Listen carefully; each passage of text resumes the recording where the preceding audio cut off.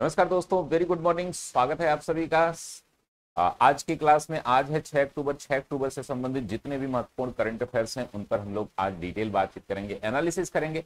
प्रारंभिक परीक्षा और मुख्य परीक्षा से भी संबंधित इसमें जितने भी न्यूज हैं वो आप देखेंगे। और दोस्तों आप सभी का बहुत बहुत धन्यवाद जो आप जो है 75 डेज हार्ड चैलेंज को लेकर के इतना ज्यादा एक्साइटेड हो। बहुत सारे एडमिशन, बहुत सारे लोग जो है संपर्क कर रहे हैं। आप भी उसमें पार्टिसिपेट करना चाहते हैं तो आप हमारा अभियान सिविल सर्विसेज ऐप जरूर डाउनलोड करें।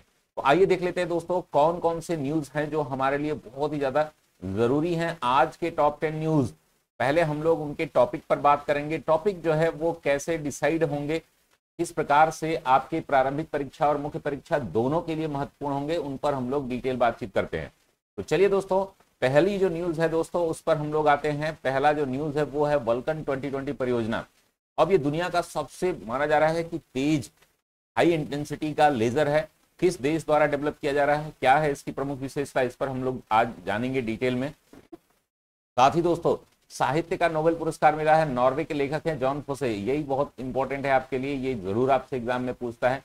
अभी देखिए नोबेल से संबंधित जितने भी महत्वपूर्ण आपके नाम हैं, अभी फिजियोलॉजी यानी कि मेडिसिन में, फिजिक्स में, केमिस्ट्री में और इसमें लिटरेचर में 4 फील्ड में दिया गया। अभी इकोनॉमी और आपके पीस प्राइज जो अभी बचा हुआ है, जैसे ये कंप्लीट हो जाता है एक अलग सेपरेट वीडियो मैं इस पर बना दूंगा। तो दूसरी न्यूज आज की हमारी ये है। तीसरी, विशेष अभियान 3.0 स्वच्छता AACBDT द्वारा कैसे मनाया जाता है, आप किस प्रकार का ये प्रोग्राम है, इसके बारे में हम बात करेंगे। साथ ही दोस्तों सेरेब्रल पॉलिसी दिवस है आज, और ये दिवस जो है किस प्रकार से हमारे लिए महत्वपूर्ण है एग्जाम के पॉइंट ऑफ व्यू से, इसको हम लोग देखेंगे। स्कूलों में छात्र आत्महत्या के जो गंभीर मुद्दे सामने आ रहे हैं उनके लिए समाधान, भारतीय जो हमारे शिक्षा मंत्रालय है उसके द्वारा जो है कुछ समाधान प्रस्तुत किया गया, उस पर हम लोग बात करेंगे। मुख्य परीक्षा के लिए बहुत ही इंपॉर्टेंट है। आपको पता है सुसाइड एक बहुत बड़ा समस्या बनती जा रही है पूरी सोसाइटी में। अभी आपने देखा कोटा में और जितने भी कॉम्पिटिटिव, इवन प्रयागराज में भी लोग सुसाइड कर रहे हैं जो कि कभी नहीं करते थे। सिक्किम की दक्षिण लहोनक जो नदी है, झील है, उसमें बाढ़ आई है। उस बाढ़ के क्या कारण है, किस कारण जो है इतना भयंकर पानी, आसपास के कई 25-30 लोग की डेथ हो गई, लगभग 150-200 लोग गायब हैं। जापान में सबसे गर्म सितंबर रहा इस बार। आप जो है इसके बारे में देखेंगे क्या है इसका कारण। और एक और न्यूज है दोस्तों, उसको हम अलग सेपरेट वीडियो बनाएंगे। जो डॉल्फिन की डेथ हो रही है अमेजन के जंगलों में, तापमान बहुत बढ़ गया है, वहाँ के जो अमेजन नदी का पानी का तापमान जो है वो काफी बढ़ गया है।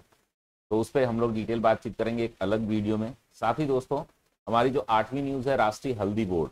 अभी जो है हमारा एक यूनिवर्सिटी जो है ट्राइबल यूनिवर्सिटी की घोषणा की थी तेलंगाना में, माननीय प्रधानमंत्री जी ने। उसका नाम आप कमेंट बॉक्स में बताइएगा, कल ही हमने बात की थी।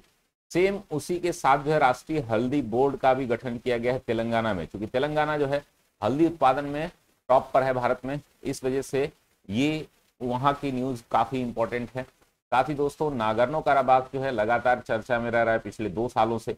फिर से ये यहाँ पर कुछ एक्टिविटीज हुई हैं। ये जो रेड एरिया दिख रहा है ये नागर्नो काराबाख है, और ये अजरबैजान और आर्मेनिया के बीच जो है एक विवाद का विषय बना हुआ है। नागर्नो काराबाख रीजन क्या है इससे संबंधित खबरें, इसको हम लोग देखेंगे। साथ ही अंतिम आज की न्यूज है वो विश्व अंतरिक्ष सप्ताह जो है, वर्ल्ड स्पेस वीक जो है वो कब मनाया जाता है, क्या है और इस बार के लिए क्या खास है इस सप्ताह में।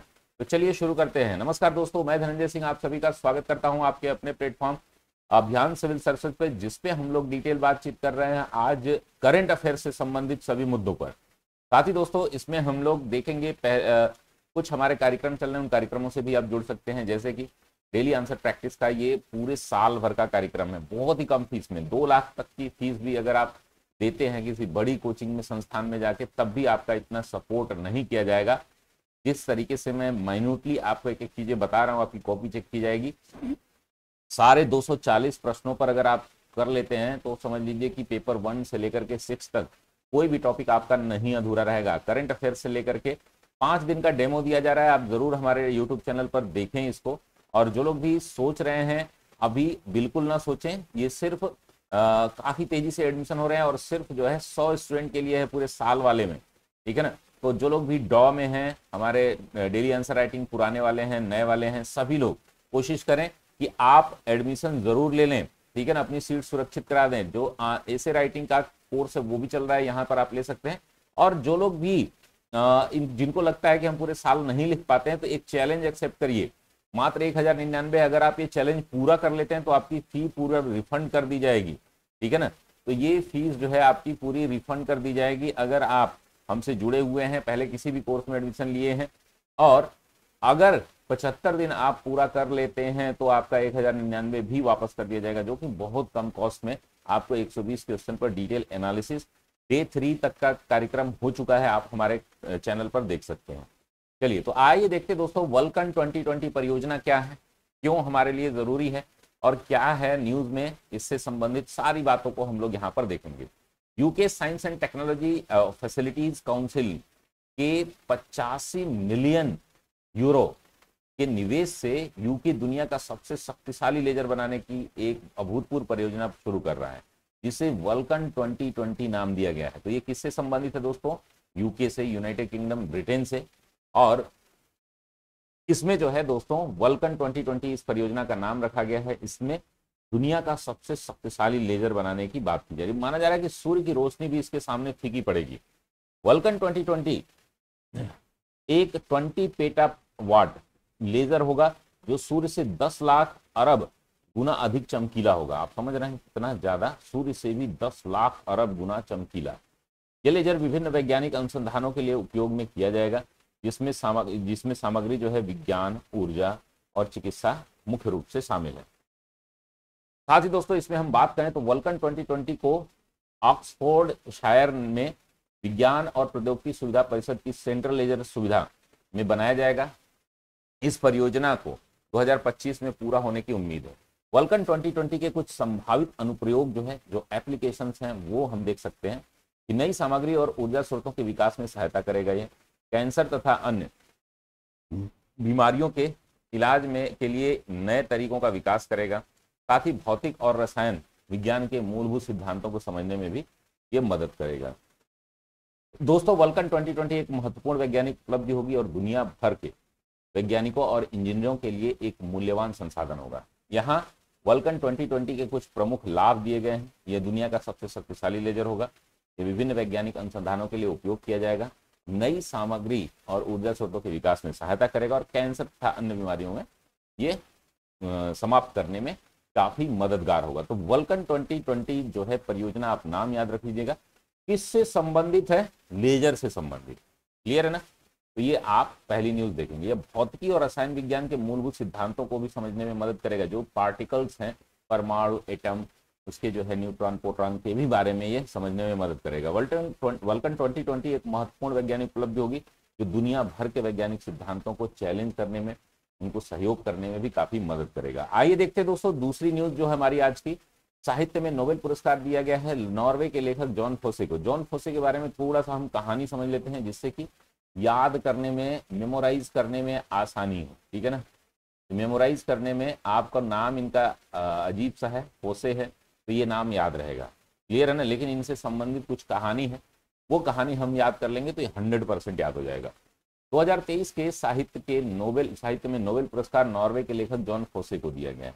उन्हें उनके अभिनव नाटकों और गद्य के लिए सम्मान से नवाजा गया है जो अनकही की आवाज बनते हैं। यानी कि ये ऐसे लिटरेचर, ऐसे कविताएं लिखते हैं जो एक ऐसे आदमी, एक ऐसे व्यक्ति की ऐसी चीजें उकेरती हैं जो करने में, कहने में आदमी असक्षम होता है। फोसे एक कवि, उपन्यासकार और नाटककार तीनों। ठीक है ना? उन्होंने 12 से अधिक नाटक लिखे हैं, जिसमें एक कमरा, एक आदमी और एक आदमी एक कमरा शामिल। यानी कि ये कई प्रकार की किताबें हैं जो उनके नाम से ही आपको लग रहा है कि अजीबोगरीब नाम, अजीबोगरीब किताबें इनकी रहती हैं। उन्होंने 10 से अधिक उपन्यास भी लिखे हैं, जिसमें से एक आदमी एक नाव, एक आदमी एक शहर, एक आदमी से संबंधित जो है कई इनके नाम मिलेंगे। फोसे की लेखन शैली को अक्सर फोसे मिनिमलिज्म यानी कि जो बहुत कम में अपनी बातें रख दें के रूप में जाना जाता है। उनकी कहानियां अक्सर संक्षिप्त और तथ्यात्मक होती हैं, यानी कि कम शब्दों में और गूढ़ बातें करना। जैसे हम किसी भी कार्टून बनाते हैं ना, कार्टून जो कि खास करके जो राजनीतिक कार्टून बनते हैं, ठीक है ना, उसमें क्या होता है कि कार्टून की मदद से हम क्या करते हैं, बहुत गुड़ गुड़ बातें करते हैं। तो उसी प्रकार से लेखन शैली में मिनिमलिज्म, जो मिनिमलिज्म क्या होता है, मिनिमम शब्दों में अपने बातों को रखना, फॉसे मिनिमलिज्म इसको बोलते हैं। तो वे मानवीय भावनाओं और अनुभवों को गहरी समझ को प्रकट करते हैं। फॉसे के काम को दुनिया भर में 40 से अधिक भाषाओं में अनुवाद किया गया है। उन्हें कई पुरस्कारों से सम्मानित किया गया है, जिसमें नोबेल पुरस्कार, वर्ल्ड बुक अवार्ड और ग्रेमी अवार्ड भी शामिल है। तो इनसे आपको नोबेल समित इनमें फॉसे के बारे में आपको समझ में आ गया होगा कि ये मिनिमलिस्ट का मतलब बहुत कम शब्दों में बड़ी बातें करना। नोबेल समिति ने फॉसे को अपने नाटकों और गद्य के लिए सम्मानित किया है, जो कि अनकही की आवाज बनते हैं। उनका काम जीवन के मौलिक प्रश्नों को संबोधित करता है, जैसे कि अस्तित्व क्या है, हम जीवित हैं, जीने का क्या मतलब है, पहचान क्या है, प्रेम क्या है, हम प्रेम का मतलब समझते हैं कि नहीं, हमारे अस्तित्व का क्या मकसद है, हम दुनिया में क्या करने आए हैं, जो दुनिया भर के पाठकों और दर्शकों को प्रेरित करते हैं और प्रभावित करते हैं। फॉसे ने नोबेल पुरस्कार जीतने पर कहा कि बेहद सम्मानित महसूस कर रहे हैं। उन्होंने यह कहा कि यह पुरस्कार उनके काम के लिए एक महत्वपूर्ण मान्यता है। तो आप समझ सकते हैं कि फॉसे को यह पुरस्कार क्यों दिया गया है, किस फील्ड के लिए दिया गया है। विशेष अभियान 3.0 स्वच्छता लक्ष्य CBDT, चलिए इसको डिटेल में देख लेते हैं। क्या है, ये एक अलग प्रकार का स्वच्छता अभियान है। CBDT ने विशेष अभियान 3.0 स्वच्छता लक्ष्य प्राप्त करने को काफी तेज गति प्रदान की है। इस अभियान के तहत CBDT सेंट्रल ने सरकारी कार्यालयों में स्वच्छता और लंबित मामलों को कम करने के लिए एक व्यापक योजना बनाई है। यानी कि जो भी गवर्नमेंट ऑफिसेज हैं उसमें, अभी देखिए कौन सा मंत्रालय आपको दिख रहा है, ये औद्योगिक मंत्रालय है। उद्योग मंत्रालय की जो ये सब सारी चीजें पड़ी रहती है ना, कबाड़, इसको साफ करना, विभिन्न विभागों और मंत्रालयों की बिल्डिंगों आदि को साफ करना इनका प्रमुख उद्देश्य है। CBDT ने इस अभियान के लिए मजबूत नेतृत्व और समन्वय प्रदान किया है। इसने सभी मंत्रालय और विभागों को एक साथ काम करने के लिए प्रोत्साहित किया है। CBDT ने स्वच्छता और लंबित मामलों को कम करने के लिए तकनीकी सहायता और प्रशिक्षण भी प्रदान करने शुरू कर दिए हैं, ठीक है ना। तो ये जो विशेष अभियान 3.0 है, इसको प्राप्त करने की संभावना काफी बढ़ गई है। तो ये बस इसमें ध्यान रखना है क्या क्या चीजें हैं ऑर्गेनाइज करके, ये किससे, CBDT द्वारा चलाया गया, विभिन्न संस्थाओं को क्या करने के लिए, एक साथ स्वच्छता अभियान चलाने के लिए। क्लियर है ना। सेरेब्रल पॉलिसी एक बीमारी है। क्या होती है बीमारी? आज सेरेब्रल पॉलिसी दिवस है, तो इसके बारे में हम थोड़ा सा डिटेल में देख लेते हैं दोस्तों।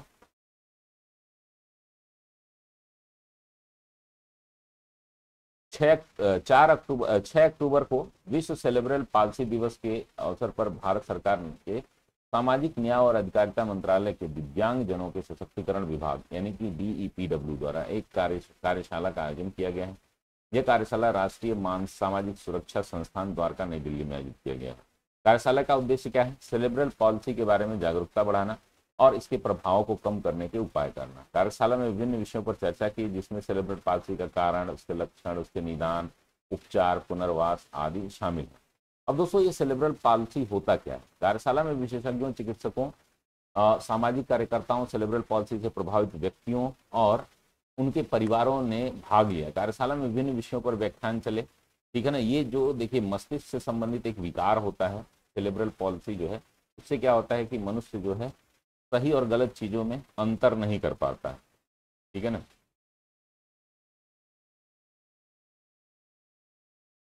सेरेब्रल पॉलिसी में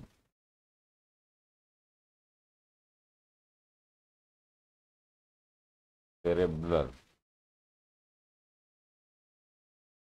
इसमें क्या होता है दोस्तों कि एक जो है डिसऑर्डर है, एक प्रकार का जो है, हम देखते हैं कि एबनॉर्मल ब्रेन डेवलपमेंट होता है, जो कि जन्म के समय ही होता है और इसका ट्रीटमेंट काफी मुश्किल होता है। तो इससे प्रभावित व्यक्तियों और उनके परिवारों ने इसमें पार्टिसिपेट किया। कार्यशाला में विभिन्न विषयों पर व्याख्यान जैसे पैनल चर्चा, कार्यशालाएं आदि आयोजित की गई।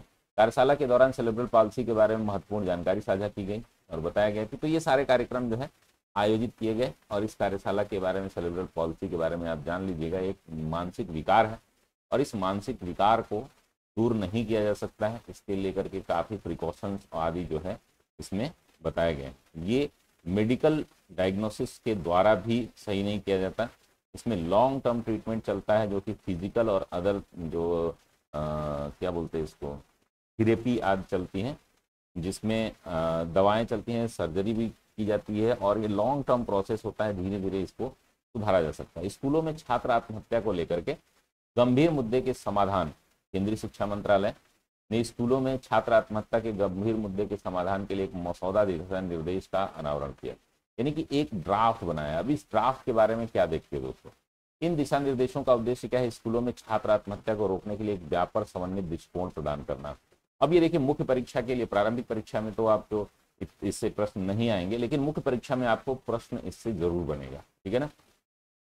दिशा निर्देशों में निम्नलिखित शामिल है, स्कूलों में छात्र आत्महत्या के बारे में जागरूकता को बढ़ाना, छात्रों को भावनात्मक समर्थन प्रदान करना, छात्रों को दबाव और तनाव से निपटने के लिए कौशल विकसित करने में मदद करना, छात्रों को मानसिक स्वास्थ्य सेवाओं तक पहुंच प्रदान करना।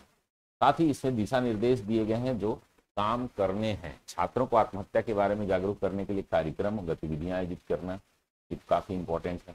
छात्रों के लिए भावनात्मक समर्थन प्रदान करने के लिए सलाहकार यानी कि मनोचिकित्सक। अभी आपने देखा कि कई स्कूलों में कई कांड होते रहते हैं, बच्चे जो है सुसाइड कर लेते हैं इस डर के मारण।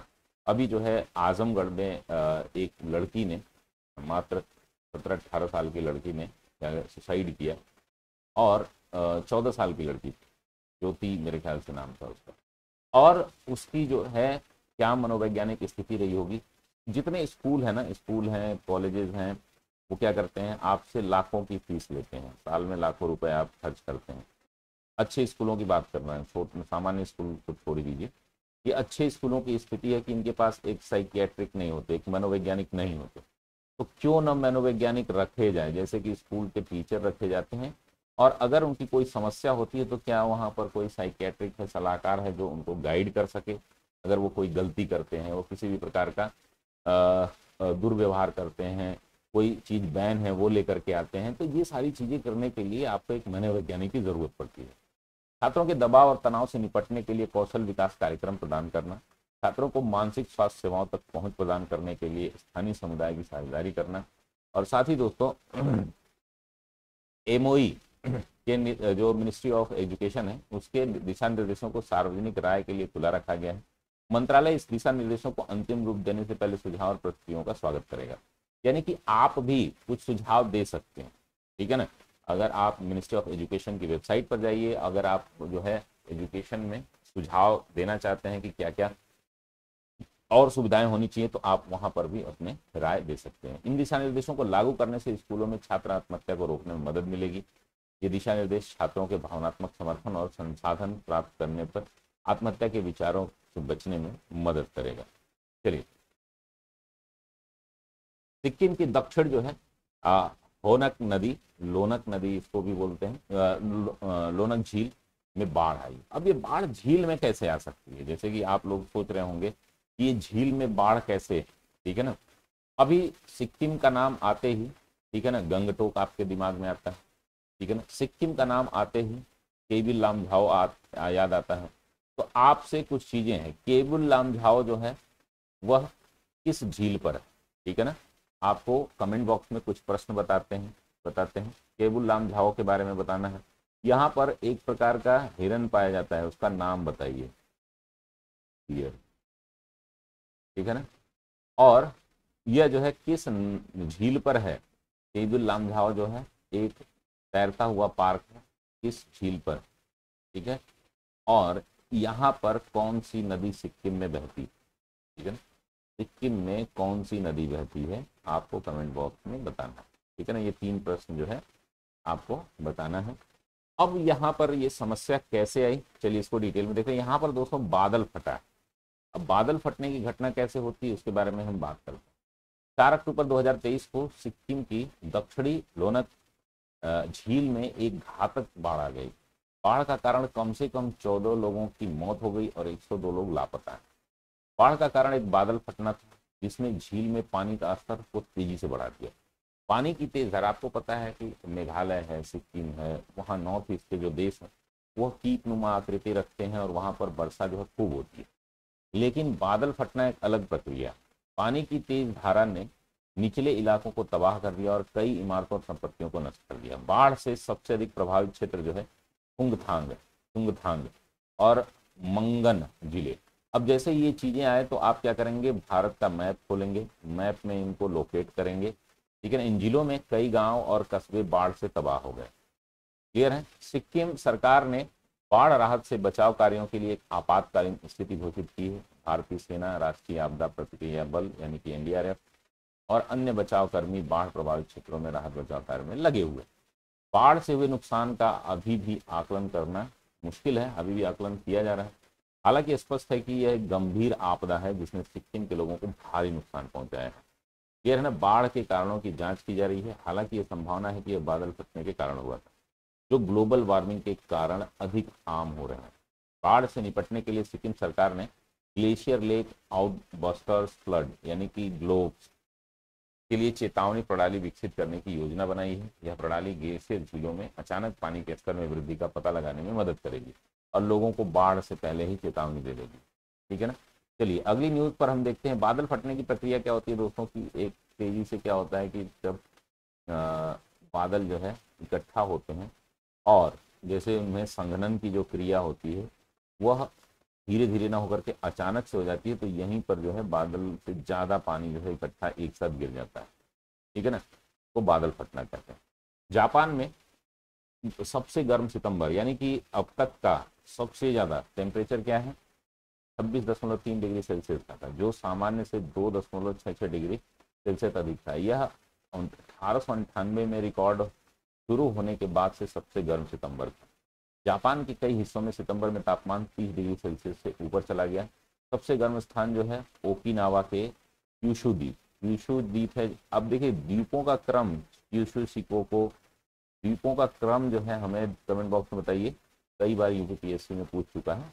जापान में द्वीपों का क्रम कहाँ से कहाँ, यानी कि north to south, north to south यानी कि उत्तर से दक्षिण। क्लियर है ना, ये आपको कमेंट बॉक्स में बताने हैं। कमेंट बॉक्स में कमेंट करते रहिए। अगर आप देखिए कमेंट करेंगे तो जो लोग नए हैं ना उनको भी काफ़ी लाभ होता है, ठीक है ना। जो लोग जानते हैं, नहीं जानते हैं तो आप देख करके कमेंट कर सकते हैं, ये बहुत आपके लिए, आप कमेंट करेंगे तो उससे आपका भी ज्ञान बढ़ेगा।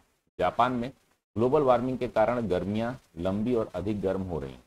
सितंबर में रिकॉर्ड गर्मी और एक और संकेत है कि ग्लोबल वार्मिंग प्रभावित दुनिया भर में महसूस किए जा रहे हैं। आज आप देख रहे हैं बरसात जो है सितंबर तक होती है, अभी अक्टूबर शुरू हो गया है, लेकिन फिर भी बरसात का जो है माहौल बना हुआ है।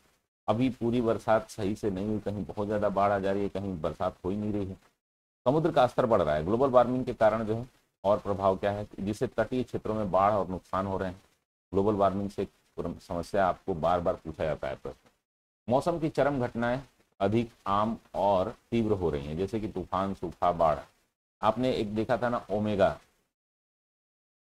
ब्लॉकिंग, ओमेगा ब्लॉकिंग जो है वह अभी हाल ही में इस जगह पर वर्षा का कारण बना है जो कि बाढ़ आई।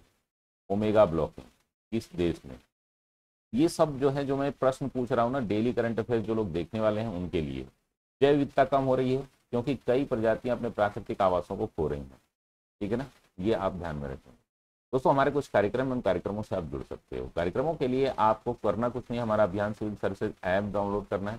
काफ़ी लोग जुड़ रहे हैं, लेकिन अभी जुड़ने से ज़्यादा ज़रूरी है कि आप 75 डेज कम से कम इसको पूरा करें। जो लोग भी पहले से जुड़े हैं, जो लोग रेगुलर लिखना चाहते हैं, वो देखिए वो तो ये साल भर का ज्वाइन कर लें, आप उस 75 में ऑलरेडी हो जाएंगे, ठीक है ना। अभी 75 डे चलेगा, उसके बाद साल भर का प्रोग्राम जो है आगे उनको कंटिन्यू कर दिया जाएगा। तो आप 240 दिन जो है इसमें क्या कर सकते हैं, रीडिंग करेंगे, राइटिंग करेंगे, कॉपी चेक होगी आपकी 1 से लेकर के 6 तक। और कुछ लोग जो एडमिशन लिए हैं, कई मैसेज आए थे कल कि आपका उसमें कंटेंट अभी नहीं मिल रहा है, तो कंटेंट के लिए मैं बता दूं दोस्तों कि आप जो है कंटेंट अपलोड हो गया है, पूरा वीडियो और नोट्स, पीडीएफ, सॉल्यूशन सब कुछ वहाँ पर अपलोड हो गया, जो कि अभी 5 दिन फ्री रहेगा सभी के लिए। जो लोग भी नहीं भी एडमिशन लिए हैं जाके वहाँ देख लें किस प्रकार से कार्यक्रम चलेगा। वीडियो रेगुलर बनेगी, मैं खुद 75 दिन कम से कम इसको जो है मॉनिटर करूँगा, और उसके बाद भी ये 240 दिन मेरा टारगेट है कि 240 दिन कंटिन्यू कराया जाए। ये कार्यक्रम बहुत ही इफेक्टिव है, इससे लाख जो है बहुत फायदा होता है, लाखों रुपए आप बचा सकते हैं। अगर देखिए जो लोग नए हैं, बिल्कुल जीरो लेवल पे तैयारी शुरू करना चाह रहे हैं, उनके लिए भी ये लाभप्रद है। कैसे है इसके लिए मैं एक वीडियो बनाऊंगा। टेल वर्ड के लिए कुछ लोगों ने कल क्लास में बोला था, ठीक है ना, तो टेल वर्ड के लिए भी मैं वीडियो बना दूंगा। 15-16 टेल वर्ड हैं जो आपको बार बार परेशान करते हैं। 75 डेज में तो मस्ट है सभी को जुड़ना, चाहे वो डॉ वाले हों, डेली आंसर राइटिंग वाले हों, चाहे वो फाउंडेशन वाले हों, सभी लोग इसमें एडमिशन लीजिए, ठीक है ना। आप 1000 का जुआ जरूर खेलिए। अब ये क्या है कि अगर आप पूरा कर लेते हैं तो आप हमारी टीम से किसी भी कोर्स में जुड़े हुए हैं तो आपको फीस वापस कर दी जाएगी। 75 दिन लगातार कोई भी लिख देगा, ठीक है ना, ये आपके लिए बड़ा रिवार्ड होगा, ठीक है ना। और भी आगे आपको बहुत सारे गिफ्ट दिए जाएंगे। टॉप 10 लोगों को, जो लोग लगातार पूरा करेंगे और उसमें टॉप 10 में रहेंगे, उनके लिए कई सारे गिफ्ट हैं। तो आप लोग यहाँ पर लिखिए जरूर, लिखिए जरूर। और इतनी सुविधा आपको कोई भी कोचिंग, कोई संस्थान नहीं देगा जिस तरीके से आप हमारे साथ पढ़ाई करते हैं। राष्ट्रीय हल्दी बोर्ड जो है दोस्तों, अभी मैंने बताया था कि एक जनजातीय विश्वविद्यालय खोला गया है, केंद्रीय विश्वविद्यालय, जिसका उद्घाटन मोदी जी ने किया था। यानी कि भारत सरकार ने देश भर के हल्दी किसानों के लंबे समय से चली आ रही मांग को पूरा करते हुए आधिकारिक तौर पर राष्ट्रीय हल्दी बोर्ड की स्थापना की। इस बोर्ड का उद्देश्य क्या है? हल्दी उत्पादन, प्रसंस्करण और निर्यात को बढ़ावा देना, यानी कि प्रोडक्शन, प्रोसेसिंग और एक्सपोर्ट को बढ़ावा देना। अभी देखिए, बोर्ड का गठन इसलिए जरूरी है क्योंकि हल्दी की डिमांड जो है ना बहुत ज्यादा बढ़ी। पिछले कोरोना से लेकर के, जब कोरोना में 2019 से कोरोना आया है, तब से जो है इसकी डिमांड और भी बढ़ गई है। विभिन्न प्रकार के उत्पादों में इसको एंटीबायोटिक के रूप में यूज किया जाता है, ठीक है ना। तो बोर्ड का गठन जो है कृषि और किसान कल्याण मंत्रालय के तहत किया गया है। बोर्ड के अध्यक्ष केंद्रीय कृषि मंत्री होंगे। बोर्ड में हल्दी के उत्पादन, प्रसंस्करण और निर्यात से जुड़े विभिन्न क्षेत्रों के प्रतिनिधित्व भी इसमें शामिल होंगे। दरअसल कि हल्दी उत्पादन के मामले में तेलंगाना देश का अव्वल राज्य है। हालांकि इसकी खेती पूरे देश में की जाती है, पर तेलंगाना सहित देश के 6 ऐसे राज्य हैं जहां पर 80% हल्दी का उत्पादन होता है। राष्ट्रीय बागवानी बोर्ड की तरफ से जारी किए गए आंकड़ों के मुताबिक देश में कुल उत्पादित हल्दी का 28.09% हिस्सा अकेले तेलंगाना में ही होता है। आंध्र प्रदेश, तेलंगाना, कर्नाटक, उत्तर प्रदेश, अपना और भी अन्य जिले मतलब राज्य इसमें शामिल है, क्योंकि माना जाता है कि यहाँ की जलवायु और मिट्टी हल्दी की खेती के लिए अनुकूल है। हल्दी बोर्ड के गठन की घोषणा करते हुए पीएम मोदी ने कहा कि देश में कोरोना के बाद हल्दी की मांग बढ़ गई। आप सभी को पता है, बोर्ड के कुछ कार्यों में शामिल होंगे जैसे कि हल्दी के उत्पादन और उत्पादकता में वृद्धि के लिए अनुसंधान और विकास को बढ़ावा देना, हल्दी के प्रसंस्करण यानी कि प्रोसेसिंग, आपका कच्ची हल्दी ये दिख रही है, ठीक है ना, इसको सुखा करके, इसको प्रोसेस करके पैकिंग कर दी जाए तो ये बहुत दिनों तक ये सेफ रहती है। हल्दी किसानों की तकनीकी और वित्तीय सहायता प्रदान करना, ये सभी इसके काम होंगे। हल्दी बोर्ड की स्थापना से हल्दी किसानों को कई लाभ होंगे। बोर्ड हल्दी के उत्पादन, उत्पादकता में वृद्धि में मदद करेगा जिससे किसानों की आय बढ़ेगी। बोर्ड हल्दी के प्रसंस्करण और निर्यात को भी बढ़ावा देगा जिससे किसानों को अधिक लाभ होगा। हल्दी बोर्ड की स्थापना से हल्दी के उत्पादन और निर्यात में वृद्धि की उम्मीद है। हल्दी भारत की एक महत्वपूर्ण कृषि उपज है और यह देश के निर्यात का एक महत्वपूर्ण भूमिका भी निभाता है। यह विदेशों में अच्छी प्रकार से एक्सपोर्ट भी किया जाता है। दोस्तों, नागोर्नो काराबाख के बारे में हम लगातार बात करते आए हैं। तो अभी आप देखेंगे कैस्पियन सी के पास एक छोटा सा देश है अजरबैजान, उसके बगल में है आर्मेनिया, ठीक है ना, टर्की से जुड़े हुए ये देश हैं। और जॉर्जिया, रसिया, ये आपको आसपास के देख रहे हैं, कैस्पियन सागर के पास में, ठीक है ना। तो यहाँ पर हम बात कर लेते हैं नागोर्नो काराबाख क्षेत्र के बारे में। 19 सितंबर 2023 को अजरबैजान ने नागोर्नो काराबाख क्षेत्र में एक सैन्य अभियान शुरू किया। इस अभियान के परिणाम स्वरूप इस क्षेत्र में कई लोगों की मौत हो गई और हजारों लोग विस्थापित हो गए। अभी आप समझ लीजिए किसने शुरू किया दोस्तों, ये है अजरबैजान, ये है आर्मेनिया। ये वाला जो क्षेत्र है नागोर्नो काराबाख, ये व्हाइट वाला दिख रहा है, अजरबैजान के कब्जे वाले इलाके जो है इधर इधर है कॉर्नर, ठीक है ना। और ये पूरा क्षेत्र नागोर्नो काराबाख जो कि आर्मेनिया के क्षेत्र में। फिर अजरबैजान ने इस अभियान को आतंकवाद विरोधी अभियान बताया। अजरबैजान का कहना है कि यह अभियान नागोर्नो काराबाख में सक्रिय आर्मेनियाई अलगाववादियों को निशाना बना रहा है, ठीक है ना, यानी कि आर्मान जो अलगाववादी हैं यानी कि आतंकवादी है, इनको मान रहा है। आर्मेनिया ने इस अभियान की निंदा की और इसे एक आक्रमण बताया। आर्मेनिया का कहना है कि यह अभियान नागोर्नो काराबाख के लोगों के खिलाफ है। नागोर्नो काराबाख क्या है? एक विवादित क्षेत्र है जो अजरबैजान के भीतर है। ये देखिए, ये अजरबैजान के भीतर है स्थित है। इस क्षेत्र में अधिकांश हिस्सा आर्मेनियाई लोगों द्वारा बसाया गया है। तो ये जो है मैक्सिमम क्षेत्र जो है इसमें किसके द्वारा बसाया गया है? आर्मेनियाई लोगों द्वारा बसाया गया है। और 1990 के दशक में अजरबैजान और आर्मेनिया के बीच इस क्षेत्र पर युद्ध हुआ, जिसमें हजारों लोगों की मौत हो गई। युद्ध के बाद नागोर्नो कराबाख ने खुद को आर्मेनियाई नियंत्रित एक स्वतंत्र गणराज्य घोषित कर दिया। ठीक है ना। अब ये क्या है, देखिए ये है तो यहाँ से रहते इसमें अजरबैजान के लोग, ठीक है ना, और ये है आर्मेनिया के अंदर। क्लियर है ना, ये ध्यान रखिएगा, ये आर्मेनिया के अंदर है और अजरबैजान इस पर जो है अपना कब्जा मानता है। अजरबैजान इस अभियान के, देखिए अजरबैजान इस क्षेत्र को अपना हिस्सा मानता है और यहाँ पर जो है अजरबैजान विरोधी जो गतिविधियां होती हैं, जैसे कि आप देखते हैं अन्य देशों में गए जो गतिविधियां होती हैं, उसी प्रकार से यहाँ भी आज़ादी का माहौल जो है, कुछ लोग बोलते हैं हम अजरबैजान में शामिल होंगे, कुछ लोग बोलते हैं हम आर्मेनिया में शामिल। तो इस क्षेत्र में तनाव और अस्थिरता बढ़ने की संभावना है। यह अभियान इस क्षेत्र में एक नए युद्ध की शुरुआत का संकेत भी दे सकता है। अभी रूस यूक्रेन का युद्ध जो है समाप्त ही नहीं हुआ है, तब तक एक नए युद्ध की आहट हम देखने को मिल सकती है। विश्व अंतरिक्ष सप्ताह, स्पेस एंड सस्टेनेबिलिटी, इस बार जो है वर्ल्ड स्पेस वीक के बारे में हम लोग 2022 में 23, ठीक है ना, 2023 में ये 4 से लेकर के 10 अक्टूबर तक, ठीक है ना, विज्ञान और प्रौद्योगिकी और मानव की स्थिति को बेहतर दिशा में उसके योगदान को जश्न मनाने के लिए किया जाता है। इस सप्ताह को मनाने की घोषणा संयुक्त राष्ट्र ने 6 दिसंबर 1999 में की थी। विश्व अंतरिक्ष सप्ताह के दौरान दुनिया भर में कई कार्यक्रम और गतिविधियां आयोजित की जाती हैं। इसमें अंतरिक्ष विज्ञान और प्रौद्योगिकी पर व्याख्यान, प्रदर्शनियां आदि शामिल, ठीक है ना। स्पेस एंड सस्टेनेबिलिटी इस बार की थीम है, 2022 का दिख रहा है। विश्व अंतरिक्ष सप्ताह मनाने के कुछ तरीके हैं, मैं आपको ध्यान नहीं देना है बहुत। तो ये आपकी रही टोटल क्लास। आज की क्लास में हमने जो प्रश्न पूछे उन प्रश्नों का उत्तर आप जरूर दीजिएगा। आपसे निवेदन है कि आप जितने भी लोग सब्सक्राइब कर रहे हैं वो अपना व्हाट्सएप नंबर मुझे दे दे। एक टेलीग्राम ग्रुप बनाया जाएगा आंसर राइटिंग के लिए, क्योंकि टेलीग्राम ग्रुप से ही आपको सहयोग किया जाएगा। तो ये हमारा 240 दिन का पूरा आंसर राइटिंग कोर्स है, मात्र 3499 में। इसको आप जरूर ज्वाइन करें। साथ ही दोस्तों वर्ड जो है हमारा weekly essay writing practice course है, जो कि 2 एसे प्रति सप्ताह होता है। इससे जुड़े कल परसों एसे की क्लास होगी। 120 क्वेश्चन के लिए 75 डेज से तो जरूर जुड़ जाएं सभी लोग, ठीक है ना। मैक्सिमम लोग जुड़े, मैक्सिमम लोग लिखें। देखिए सोचते रह जाएंगे आप जब तक आप जो है ना डेली प्रयोग में नहीं आएंगे। टोटल ये पूरे के पूरे 6 पेपर हैं और इवन हिंदी और एसे सब मैं यहाँ पर करा दूंगा आपको। पीसीएस के लिए तो कहीं जाने की जरूरत ही नहीं है, ऑप्शनल है नहीं, सारे टॉपिक में करा दूंगा यहाँ पर आपको। कभी भी आपको पता है ऐसे हमारे आते ही हैं, जीएस 1 2 3 4 5 6 सारे हम करा ही देंगे। तो आप हिंदी आपको करा ही जाता है, तो आपको कहीं भी मुख्य परीक्षा के लिए जाने की जरूरत नहीं है। जैसे ही मुख्य परीक्षा का आप 100-200 क्वेश्चन लिखते हो, आपका प्रारंभिक परीक्षा भी बहुत स्ट्रांग हो जाता है।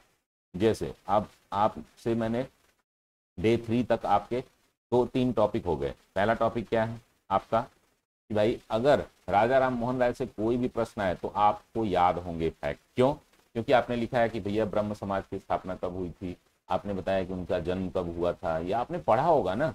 इनका है कि भैया उन्होंने जो आगे जो है सती प्रथा हटाने में कब योगदान किया, कब जो है विलियम बेंटिक के साथ मिलकर के उसको पूरी तरीके से समाप्त कर दिया गया, उनकी डेथ कब हुई, उन्होंने कौन कौन सी पुस्तकें लिखी हैं, क्या है, सब कुछ आपने पढ़ा होगा।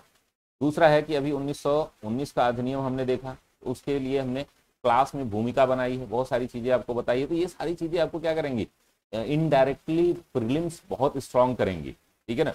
अब जैसे हमने महिला नारी शक्ति वंदन अधिनियम के बारे में पढ़ा, एक एक चीज आपको याद हो रही है ना। अभी हमने कल जो है देखा, तो ये सारी चीजें जो है अभी आज हम लोग देखेंगे कि जो जातिगत जनगणना हुई है उनमें क्या क्या समस्याएं हैं, क्या उसके परिणाम हो सकते हैं, क्या क्या उसके लाभ हैं, क्या क्या उसके जो है ड्रॉबैक चैलेंजेस क्या क्या हैं, इन सभी पर डिटेल बात की जाएगी। तो मिलते हैं हम लोग अगली क्लास में। जो लोग भी एडमिशन ले रहे हैं ऐप पर, वो लोग जो है अपना टेलीग्राम नंबर जो है हमें शेयर कर दें, ठीक है ना। टेलीग्राम, हालांकि मैं ग्रुप वहां पर बना करके आपको एक टेलीग्राम ग्रुप का लिंक दे दूंगा। तो ये रही कंप्लीट जानकारी दोस्तों। आशा करता हूँ आपको क्लास पसंद आई होगी। मिलते हैं हम लोग अगली क्लास में, तब तक के लिए धन्यवाद। स्वस्थ रहिए, मस्त रहिए, व्यस्त रहिए और बचाते रहिए। और दोस्तों आप सभी को मैं बता दूं कि ये जो आप लोग तैयारी के दौरान जो है समस्याएं आती हैं कि किस प्रकार से हम तैयारी करें, किस प्रकार से हमें बीच बीच में डिमोटिवेशन आता है, इन सभी के लिए कुछ क्लासेस ऑर्गेनाइज की जा रही हैं विभिन्न एक्सपर्ट्स के द्वारा, विभिन्न सेलेक्टेड लोगों के द्वारा जो है इंटरव्यू आदि कंडक्ट कराए जाएंगे। तो मिलिए, आप लोगों का बहुत बहुत धन्यवाद आप सभी के सहयोग और प्यार के लिए। जो भी 75 डेज में लोग जुड़ रहे हैं वो ज़रूर हमसे अपना नंबर शेयर करें। बहुत बहुत धन्यवाद।